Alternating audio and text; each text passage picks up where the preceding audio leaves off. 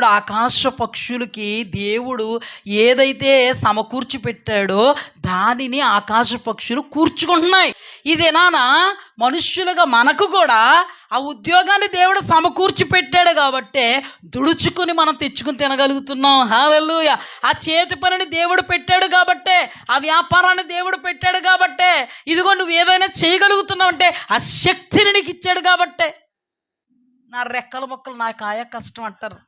ఏంటో అర్థం అవుతుంది. నీ రెక్కల ముక్కలు కాదు, దేవుడు ఓడగొట్టేటంటుంటాయి నీకు. దేవుని వాక్యంలో ఇశ్రాయేలీలకు ఆహారాన్ని పంపిస్తే అద్భుతంగా పంపించింది దేవుడు, కూర్చుకోమన్నది దేవుడు. ఈరోజు ఆ ఉద్యోగమైన అద్భుతంగా పంపించింది దేవుడు, ఆ వ్యాపారాన్ని అద్భుతంగా పంపించింది దేవుడు, ఆ చేతి పనిని అద్భుతంగా పంపించింది దేవుడు.